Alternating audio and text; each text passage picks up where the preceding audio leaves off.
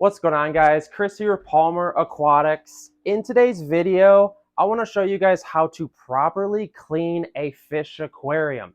The reason I'm doing this is because I've looked online and I've seen these videos of people trying to educate people on how to properly clean a fish tank, and it's crap.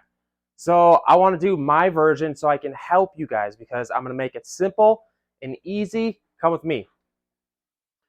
So this is our demo tank over here. Chances are your aquarium has been running for maybe 6 months or so, and it's kind of a new setup, and you're trying to research how to clean the fish tank. Chances are you probably have algae on the walls. So I want to go through step by step on what you should do. First of all, to clean the algae, we are going to be just using a basic sponge, or you can use a magnet cleaner. You can buy these on Amazon. There's tons of different styles. We have the small little black ones. I like the look of those too. But yeah, cleaning the algae is really easy. And I gotta say that there's tons of misconceptions on how to properly clean a fish tank, and I'm gonna tell you the real way to do this, guys, honestly. So first of all, clean your algae. Personally, I prefer just kind of like a piece of generic filter pad, just because I can get into the crevices and I can clean all the algae. And if you got to clean algae on rocks, that's all you do is lightly clean the algae. And granted, there's not a lot of algae on this tank right now. People constantly ask me, they're like, hey, Chris, I have some algae. Should I go and get a pleco or a bottom cleaner or like a catfish? The answer is no, because when you add a catfish or plecos and catfish don't clean algae like you think they do. A lot of times, especially with new aquariums, you have to manually get in there and clean it. So we have removed all the algae, and the trick is to kind of, when you scrub that algae, to get it into the water, because we're going to be removing water later. So next is the fish. A lot of the guides on YouTube, I saw the people actually remove the fish. They net them out, they put them in a bowl. That's never the case. We never want to remove the fish, guys. Now that we're aware that you never remove the fish from the tank, I'm going to repeat that. Do not remove the fish. So the next step is we're going to attack the filter. People screw this up so much. So the first thing you want to do is you want to unplug your filter.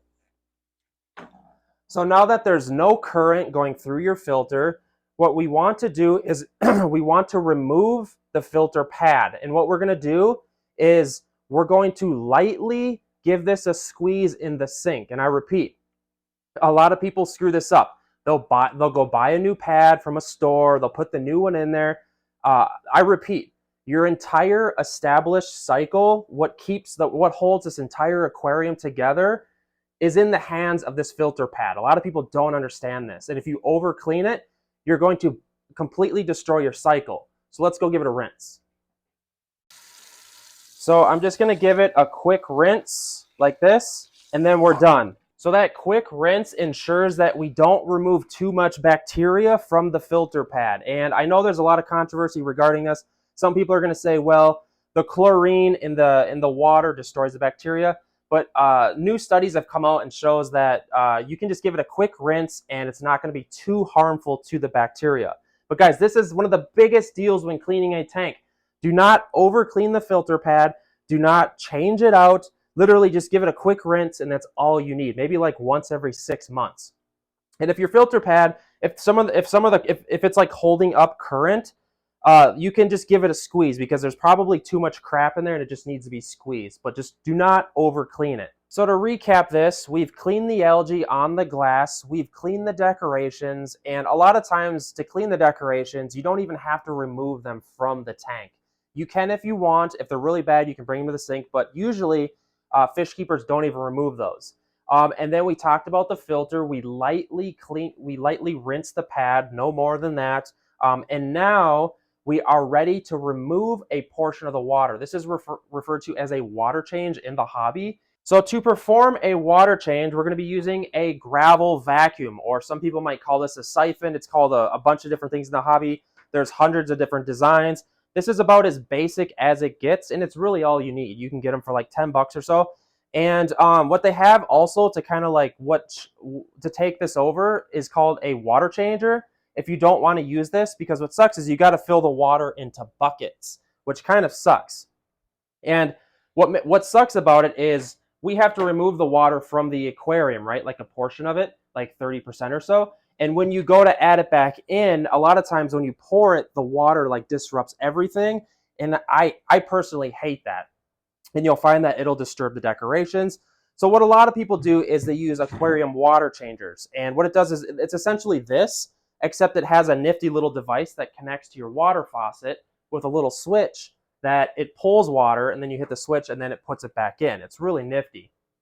But just for demonstration purposes, this does work. And what we're going to do here is we're going to start the siphon. This is always kind of fun too for people. A lot of people are like, I can't do it. The lower the bucket is, let's see if I can get this going here. Yes, we got it. So yeah, as you can see, the water is going into the bucket using gravity. And what we want to do here, as this is flowing, we want to also clean the substrate or the sand or gravel. And depending on if you have sand or gravel, as you can see, some of the sand goes up with it, which kind of sucks. And you got to be careful if you're going to pour this like into your toilet or a sink drain, that sand can clog your drain. So if you're doing this with sand, make sure to do it, pour the bucket outside. But if you're doing this with gravel, you can kind of like dig into the gravel and kind of clean it better. But sand, you really can't because it'll pick it up. And some pieces are just a little too large, which kind of sucks. You'll probably manually have to grab those. But see, it's almost like knocking out two birds with one stone. And what we're doing is we're removing a portion of the water and putting new water in while also cleaning the tank. So a lot of people have a hard time understanding this, but it's actually pretty simple. But what we're going to do here is we're just going to come around here and spot clean using this aquarium gravel vacuum. And I would never remove more than like 30% of your aquarium water. And the reason we remove the water is because the fish give off waste.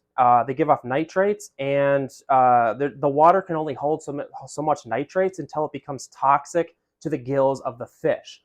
Hopefully that's not too complicated. A lot of people try to skip this process and not change water. There's two ways to remove nitrates from the water. You can use aquarium plants, like we are there. Plants remove nitrates. Or you can do manual water changes like this. That's why I always push people to fill your aquariums full of plants, because we rarely even do water changes because the plants consume that nitrates that the fish give off.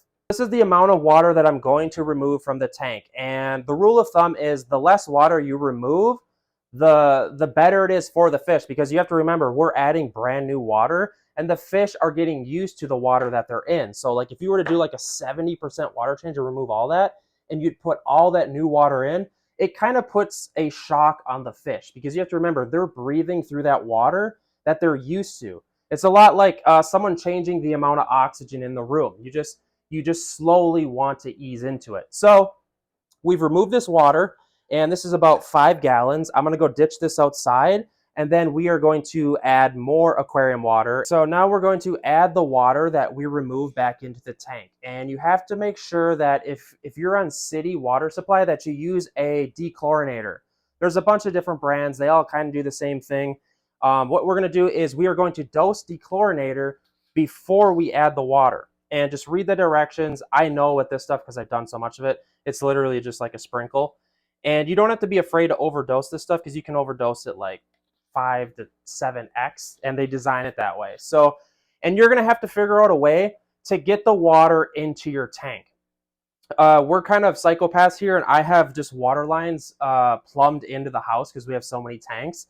But you're going to have to either get a water changer, use a garden hose, or use buckets, or however you want. And you have to remember that when you put the water back into your tank, that it needs to be temperature acclimated. If you have a heater and it's heated, it needs to be it needs to be around that same temperature. So I'm going to turn on the water here.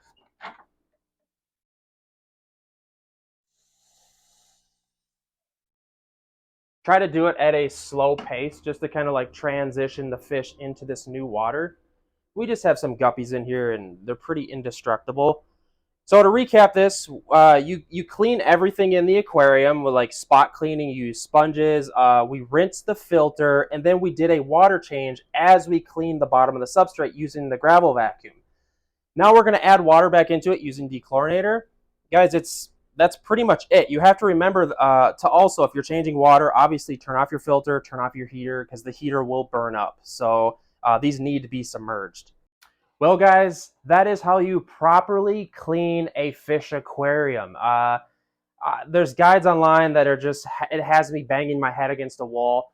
Literally, it's super simple. Just a lot of people get lost in the gravel vacuuming and while also water changing and then cleaning the filter pad. But if you listen to directly how I told you to do it, this is going to be super simple for you and you're going to have success. So, and if you guys are finding yourself passionate about fish aquariums, please consider subscribing because as you can tell, I'm super passionate about this stuff and we're constantly doing cool things. Thanks for checking out the video. Make sure to like it and subscribe. Please, please, please. I will see you in the next one.